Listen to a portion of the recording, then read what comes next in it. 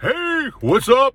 Grumpy Sound Guy here. Today we're going to talk about how to not suck as a sound engineer.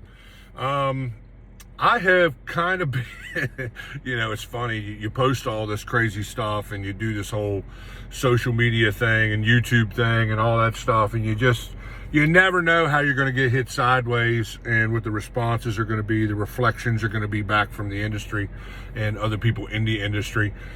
And I think I need to just do this video to kind of just talk about, some things that we need to be as sound engineers working this middle market, thing. Some of this may even, spill over into the pro touring scene as far as, attitude and how we are going to conduct ourselves with our clients and, with the bands we work with and stuff like that. But mainly, as always, we're talking to middle market. We're talking to clubs, to county fairs, to community concert series type stuff. That is the industry that represents most of the live band music that's going to happen over this coming holiday weekend. We are preceding the 4th of July in 2022, just to kind of timestamp the video here. But I got guys that... First of all, let me preempt the whole conversation with this, because I'm just going to talk about me for a second. I do these videos for one reason and one reason only, and that is to try and help everybody be awesome. I want everyone to not suck.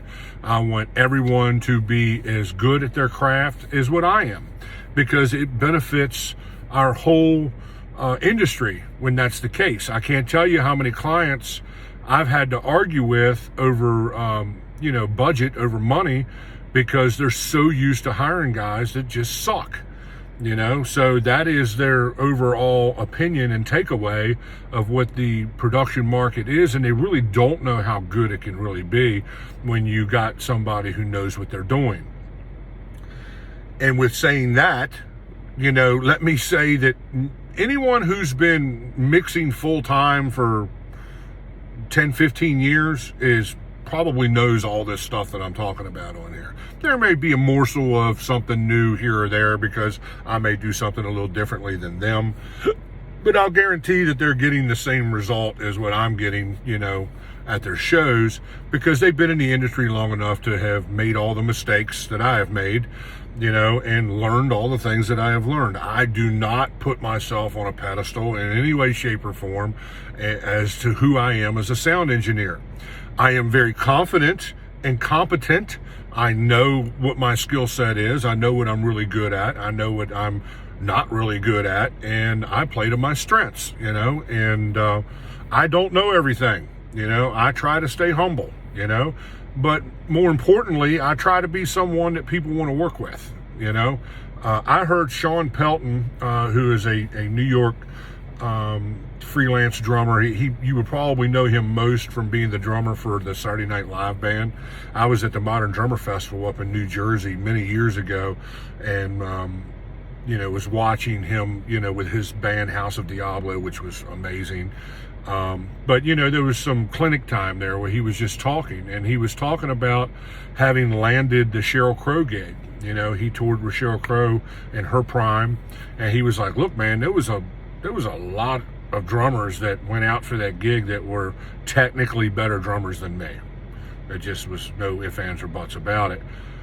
But at the end of the day, Cheryl's got to live on a bus with, me for 3 or 4 months or however long the tour is going to last. So there's something to be said for being a likable person, staying humble, and being someone that people want to work with. I've had some of my, audio friends kind of give me hell because they've been like, dude, you're doing these videos and you're teaching your competition how to be on your level. That's counterproductive. I don't see it that way. I've always been someone who will freely teach anybody anything that I know. God has been very good to me, with talent and with a good ear, and putting me in the place of opportunity, connecting me with the right people who originally taught me this business.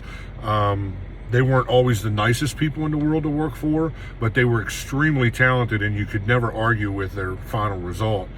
So I'm very grateful for that, very, very grateful for that. So I'm a pay it forward kind of guy. I don't have a problem with sharing all the industry secrets and all the things that I had to painfully learn on my own and paid for dearly, over the years, to learn those hard lessons. I don't have a problem with sharing that stuff with you guys. I don't have a problem with just kind of opening the books and saying, look, here's the road of least resistance to do X, Y, and Z, whatever we have on the chopping block for that video. So I mean, that's kind of where I am, and that's where I'm coming from, and it's who I'm trying to be. I try to be a man of integrity. CLP Audio is a Christian-based company.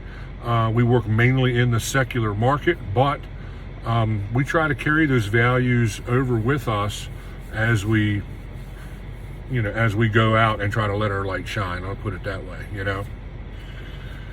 So let's move on to some of the horror stories that has preempted this video.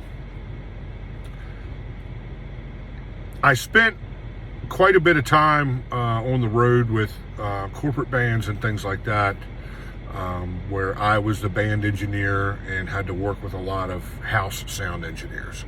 Now, I've also been a house sound engineer, both inside church production and in secular nightclubs and secular venues like that. So I can speak from both sides of the conversation.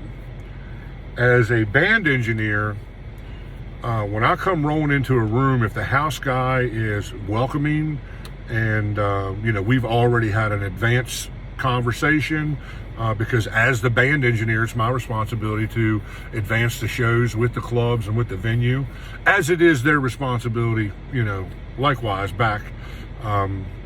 So I always know if it's going to be a cool show or if it's going to be a challenging day at the office by how the house sound engineer advances the show or communicates with me. When I show up at the gig, I expect as a band engineer, and I'm very gentle and very, for the most part. I mean, if you come at me hard, I'm going to come at you hard. I worked with a lot of bands out of New York and Jersey and stuff like that. I get that whole attitude, and it's rubbed off on me, over the years. But, I will usually, most of the time, reflect whatever attitude is given to me. And that's not always a Christian principle, and it's something I struggle with. You keep praying for me, I'm trying to get there. I am grumpy. I do have my times. But, if you're, welcoming and really just, trying to help me do what I need to do, I'm just trying to get through the night like you. I'm just trying to make a living like you're trying to make a living. And I don't want to make your life hard on you, and I certainly don't want you to make my life hard on me. I trust that you know the room because it's your room, I give that respect right out of the gate. I don't have a problem with asking, questions right out of the gate, like, hey, what frequencies do I need to be looking out for here, in this room? Is there anything about the room that I need to know as we're mixing? If he has like a house EQ setting, saved in his console or something, I will always, submit to that. I will always lean into that because he mixes in the room, in some cases 4 or 5 days a week. In most cases, at least 2 or 3 days a week,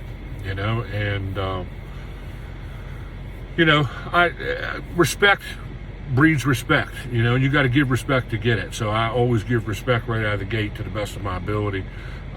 If you're someone who is a known problem in the industry, and that's kind of common knowledge, then I'm going to come into the thing like a bull, and I'm probably going to, be ready, for war, if that's what it's going to be, because the band pays my bills, you don't, Now the band works for the club, I get that, but if I'm not doing anything to physically harm your system, there's no reason why you shouldn't accommodate what I'm trying to do. So with that being said, the show can either go really smooth and really awesome, and you just kind of, follow my lead with the band, and I'll follow your lead with the venue. We're going to have a good time. I'm hoping to make a new friend. I'm hoping to connect with you on social media. I'm hoping to, maybe trade notes throughout the night, and even moving forward, as we develop a online relationship through social media. But if you're somebody who's just going to, be condescending and kind of act like you don't want to be there, and all this kind of stuff. I walked into a gig just a few weeks ago on a system in a room that was an absolute mess. And let me say for the record, if I walk into your room and your system is a mess, I'm not going to come running to you and start shoving my opinions down your throat. I will usually just quietly fix it and then complain about it to my inner circle people after the show, and venues, and we said this before, like over on TikTok in our venues series, bands talk. And if you're a room where your system is a mess and, it sucks, people aren't going to really want to play your room that much. They'll do what their agents tell them to do in most cases, to have to go in there and keep the agent happy, but they're not going to be happy about playing the room, and that will reflect on a lot of their conversation on social media. So it's important that you really put your best foot forward with some of that stuff. So if I walk into the room and the system is a mess, I usually just quietly try to start correcting stuff to the best of my ability. I'm going to play to whatever resources are at hand. If the system is inadequately powered, then I'm not going to push the daylights out of the system. If the system has, cheap, speakers and drivers and subs and things like that in place, I'm going to play to its strength. I'm going to mix at whatever volume the system responds best at, and that might not be the volume I want to be at, but it's what's going to make the band sound best for the night. So I mean, that's how to not suck, in that scenario, and I, on the other side of the conversation now, speaking as a house sound engineer, I've had band engineers come in, and within the first, 90 seconds of introducing ourselves to each other, you're dragging me over to the console and then telling me a long laundry list of things that are not right, in your opinion. That's never going to work out well for you with me, because I don't respond to bullying very well, especially intellectual bullying. And there's a lot of intellectual bullying in our business, there's a lot of egos in our business. There's as many egos on our side of the stage as what there is on stage. And, I try to be sensitive to that. I'm a guy who knows that everyone has a personality, and everyone's going to kind of just live their life the way they live their life. And sometimes it's kind of like a bull in a china shop. Other times it's like, man, I've met guys in that scenario who were band engineers when I was the house guy, and ended up being really good friends with them after that. Like, man, I totally get what you're trying to do, and maybe have even learned something from them while they were there. Because they came to the table with a humble attitude, they had healthy communication skills, and I was able to shadow them and look at the way they're doing things, even on my own rig. I don't know everything, I try to stay humble. I always want to be teachable, so especially if it's someone who's been in the industry longer than me, or someone that I already have heard of but maybe not worked with, and already respect before they even show up. I know they have a very healthy resume and things like that. I'm looking forward to that show. I am definitely going to be paying attention to what he's doing. But if you're on the other side of that spectrum, there was one guy that used to come in with a band or two every now and then at my last big house gig, and he just did not know what he was doing. And he was extremely arrogant and extremely abrasive to try and work with. I ended up booting him, putting him on the blacklist, and just getting him in a situation where he could not mix in my room anymore. It was way too much, bull butter, and it was more than I was willing to put up with. The reality of this is I have to, as a house guy, I have to protect, my venue's brand and reputation, so I was very protective of, the front of house mix, volume, things like that. Of course, I'm easy with volume because I like it loud and I like the bottom end fat and in your chest, so, if you know what you're doing, we're probably not going to have any issues. But this guy just literally did not know what he was doing. And the mix was horrible.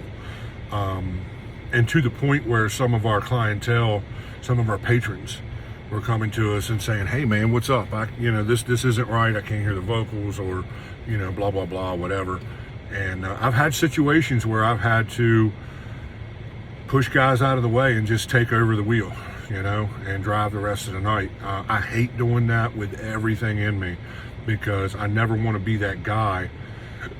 But I have a boss to answer to just like everybody else, and if the patrons are going to my management and, my venue owner, and telling them that things are not right, he will 100% come to me and say, hey, what's going on?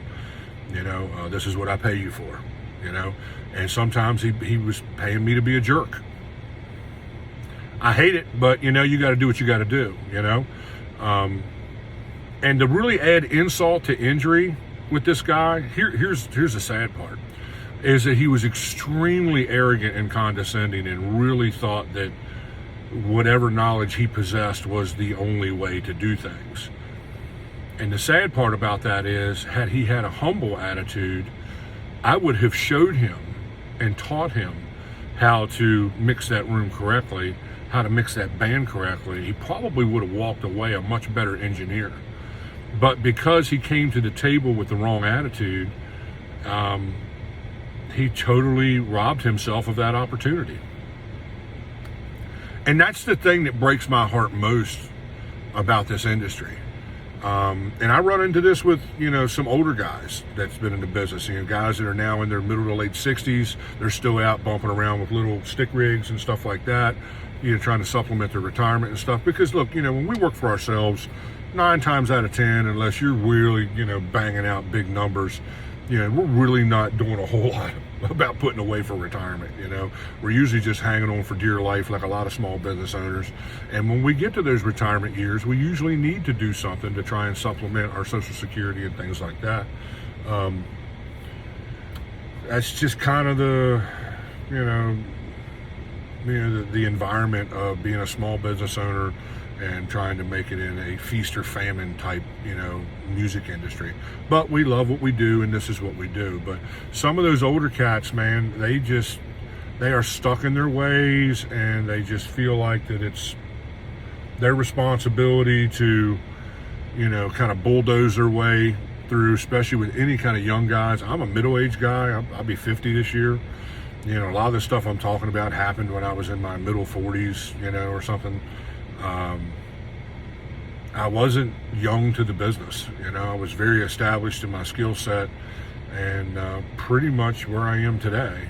Obviously we're all continuing to learn as we, evolve as sound engineers, but man, I can't tell you how sad it is to want to have an older cat walk in and know that, this guy, at the very least, has got some super killer stories, because they probably mixed during the heyday of live music, 70s and 80s, even into the 90s. That is like, in my world, the 60s to like 2000 is like my favorite.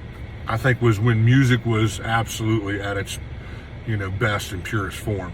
I hope we kind of cycle around, with that here, in 2022. I think there's some bands trying to do that and lead the charge with that. But man, whenever I get around a guy who's been in the business for 50 years, I want to be a sponge, man. I want to totally, talk to them. I want to hear their stories. I want to hear their approach to mixing. I want to hear about how they got through all their war stories, about how they got through impossible situations in analog days and stuff like that. and I'm wide open to whatever it is that they want to bring to the table, even mixing in with today's technology. Because some of them cats have really just embraced, digital consoles and stuff like that, and took those analog skills and just moved them over to the digital realm, which is exactly what I did, because I was of that generation where, the first half of even 2/3 of my career was analog, and then the last third or last half has been digital. So I bring some of that skills to the table, so we can kind of speak the same language. We can talk about some of the same gear and things like that or whatever. But if they come to the table with this air of condescension and just being a jerk, I could give two rips about what they know. I don't want to hear those stories. I don't want to be, and I think we're all kind of like that. I don't think any of us wants to hang out with a know-it-all. And all of us in the production business has probably been guilty of being a know-it-all at one time or another. But it's like the older I get, the less of that junk I want around me, the less negativity I want around me, the less of that crap I want around me. And those are things that just make you suck. Like, you might be super nice to your band because they're writing your check at the end of the night, but if you're a jerk to the house engineer, or you're a house engineer that's a jerk to the band engineer, that's never going to produce good fruit in your life. It's just not. It's not going to, cultivate a career of your phone ringing consistently. It's just not. That's kind of the way it goes, and that's the hardest thing to teach in this, I mean, I can teach people to, run the equipment and, plug cables in, wrap cables and that kind of stuff. Two things that you struggle most to teach is developing an ear, especially an ear for frequency and compression and things like that, and learning how to do the politics of this business. Learning how to, kiss babies and shake hands and, all the political stuff that goes along with, being in this business. Because you could be the greatest sound engineer in the world, but if you're not someone people want to work with, guess what? You're going to be sitting at home doing nothing, looking for another job, to supplement your production career. But if you're somebody who, becomes, friends with the bands you work with, becomes friends with your competition, becomes friends with all the house engineers, or if you're a house engineer that becomes friends with all the band engineers, you're going to be somebody that they look forward to working with. I will say, outside of some very isolated instances in my life, because I'm definitely not exempt from failure, that's for sure. But outside of some isolated, situations in my life, I think most people would describe working with me as a good experience, as a healthy experience. I'm extremely detail-oriented and very professional, and I don't drink, I don't do drugs, I don't do anything that is going to compromise my ability to do my job throughout the night. And from the time I show up at the gig and unload the trailer to the time I get loaded up and start down the road, I am in the zone, and I am all about, getting from point A to point B being the downbeat, which is the beginning of the performance, point C being the end of the performance, and point D being loaded up in the trailer and moving down the road. I'm in the zone, dude, and I am just totally focused. I had a female friend of mine I was talking to last night on Facebook, who has been in and out of the business as well, with some of the guys she's dated and that sort of thing. And we were talking about, all the craziness of being single, being middle-aged and being single. Just, we're friends, that's all we are. And she was like, well, I mean, you working in the industry and gigging out, 100 plus shows a year and all that stuff and everything, I would think you'd have tons of opportunity to meet women and talk to women and everything else. And I'm like, yeah, that's not how it works. Because when I'm at the gig, I'm about the gig, I'm not about chasing women. I'm not about, whatever, fill in the blank, whatever distracts you. I'm about staying focused, making sure my gear is operating correctly, trying to forecast problems, trying to look into the crystal ball and see, okay, what's going to fail tonight, or what could potentially fail tonight, and let's put some redundancy, protocol in place so that stuff doesn't happen. And I'm about the band, I'm not someone who falls asleep behind the mixer. Some of these, man, it drives me nuts. Some of these guys that do the set it and forget it thing. I mean, if your band is happy with that and you're their engineer, hey man, that's cool. If your clients are cool with that, that's 100% cool. But I try to stay plugged in. I try to stay plugged in throughout the performance. I try to mix in a way to where, as if I was on stage. I'm watching what's going on stage. There's been many times things have fell apart on the drum set. I'm the only guy that's seen it, and I went up or sent one of my guys up to help the guy out. That's not even on my job description of things that I need to do to, do what I'm getting paid to do. That's icing on the cake kind of stuff I bring to the table. Now, I'm not saying there aren't times that I'm distracted. We're all distracted at some point or another. But you're not going to, catch me, on my phone for ridiculous amounts of time, unless it's at a gig where, like a corporate gig where it's talking heads, you set the mics and you just you sit there and babysit gear all day. Or, some church gigs are like that. Once you get into the sermon or whatever, or, that sort of thing, it is what it is. I'm talking about live music events with your live bands that you work with, week after week. You need to stay plugged in. I am complimented most on the fact that my long delays are rarely out of sync with the songs, and they rarely ever get in the way of, the vocal phrasing and things like that. I'm very consistent. It's not very often that I have gear failures on the job, because I'm real good at sniffing out potential problems. And if I even think that there's anything going on, with some of my gear, it comes out of the trailer during the week, and I'm going to tear it apart and find out what's going on. That's just the way I roll, and that's how you be good at what you do, I've heard bands talk, about, hey, we were at XYZ venue, and the house sound engineer was on his phone all night, and he's running, our monitors, and you can't get his attention to make a monitor adjustment during the show because the guy's totally checked out. I have been a band engineer and went to venues where, and wasn't working. I was had a night off and was just going in and kind of hanging out because I may know the band or something like that was playing that night, but I wasn't working and wasn't mixing, and sat there and watched the house sound engineer surf on eBay all night. Totally disconnected from the performance. Get through sound check, maybe, shape the mix a little bit for a song or two, and then bam, he is completely off to the races doing something else. That's not how I roll.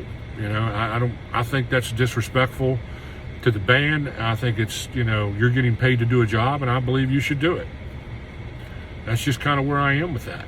And it was the same way, when I was a house guy. Now, when you're a house guy, there's times where sometimes bands come in and they're so ridiculously good and consistent that you just really don't have to do a whole lot. Once you get, the mix shaped in the first, 2 or 3 songs, I'm just flying, delays in or out, Other than that, everyone's levels are where they need to be. Guitar solos are boosting correctly.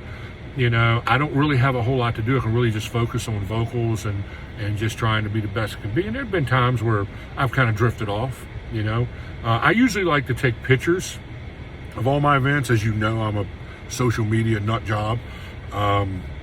So I want to take pictures of all that. So usually if you see me on my phone, it's either me pushing the gig, trying to get people there, especially if I'm looking around at sound check and there's not a lot of people there, or it's me posting the pictures I just took of your band, which I'm going to tag you in and all that kind of stuff. I like to do that stuff while I'm at the gig because it may potentially draw some people that are out bar hopping or club hopping to our show, That's typically what is going on in that situation.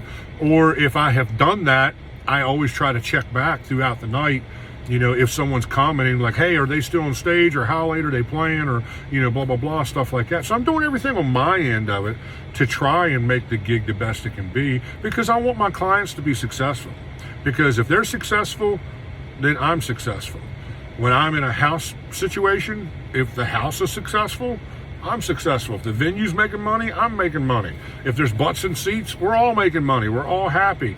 And you can't lose sight of that. And I think, the side of this that is the business side of this is one of those two things we were talking about earlier. That's just really hard to teach.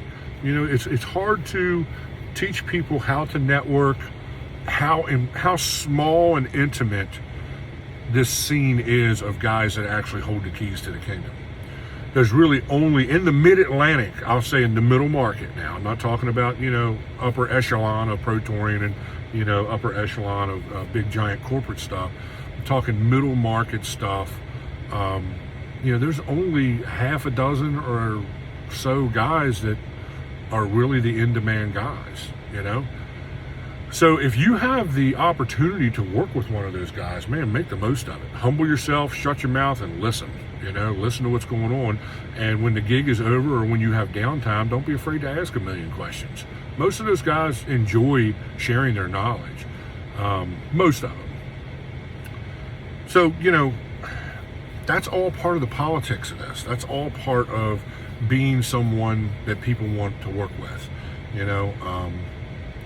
And, when you don't have to apologize for your services and your product, then you don't have to apologize for your price. I am not the cheapest guy in town. I'm not interested in being the cheapest guy in town because I feel like my skill set has grown beyond that, So I'm not going to have arguments and conversations with ankle biter production guys that are still working for $150 to $300 a night. If you want my help, I'll gladly help you because that's kind of how I am. I'll even throw you work if I think your skills are to a place where you can service my clients in a healthy and productive way. Or if you're not a drunk and you're not going to cause problems, or something like that at the gig. I don't have a problem spreading the love, man. And I like to have a circle of people that I'm friends with. And, you'll hear me say all the time when I refer to this inner circle of production friends, we keep it in the family. That's how it works. That's why the political stuff is so important. Because if you're part of that family, guess what? They're keeping it in the family. When they can't do a gig and need to push it to somebody else, they're going to call you. Hey, dude, are you available this Saturday or this Friday? And if I happen to be open, hey, man, that just filled, another date in my calendar. It is what it is, But if you're a belligerent jerk and you think you know everything and you're unteachable, you are not going to go very far in this business. You're never going to learn. Since I have started the Grumpy Sound Guy TikTok and YouTube channel alone, and that's been all of about, 45 or 60 days or something, probably less than that, probably more like 45 days. It has not been up online very long. My inbox has blown up with guys wanting to learn, and that is awesome. That's the exact reason why I do this. My inbox has been blowed up with guys like, hey, man, take a look at my stage plot, or hey, man, what do you think? How can I better do this, that, or the other? And I have no problem giving them my time over a direct message format or even a phone call or something for free. And I have people who pay me for that information on a regular basis, especially in the church scene, So I could ramble on all day long about this because there's a lot of horror stories and there's a lot of things to talk about, but I think you get the gist of it, and I'm not going to beat you up too hard on it, that way. Please go over to TikTok and like and follow the Grumpy Sound Guy over there. Make sure you subscribe to this channel, hit that bell notification so you'll get videos when I put them up. And we're trying to build this thing so we can just help people. I genuinely want everyone to be successful, and I want everyone to be mixing on the same level that guys like me are mixing on, because it benefits everybody in that situation. And there's way more work than there is really good sound engineers, trust me. So I don't really fret about anyone stealing my work. I don't play those games. I don't.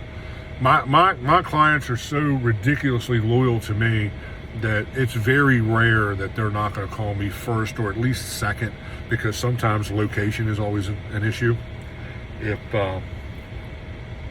If the gig is a little further out of my service area that I'm comfortable with, they know me well enough to know that I'm probably not going to do the gig. So they may call somebody a little closer to the venue to do the gig, and I'm 100% cool with that. Many times they call me first, and I recommend a guy that's in that neck of the woods. Or I'll even pick up the phone and call a guy myself and say, hey, can you cover one of my clients in your area? And that's the whole keeping it in the family thing I was just talking about. So yeah, please subscribe, support this so we can, keep helping people and keep paying it forward. Love you guys. Be good to each other.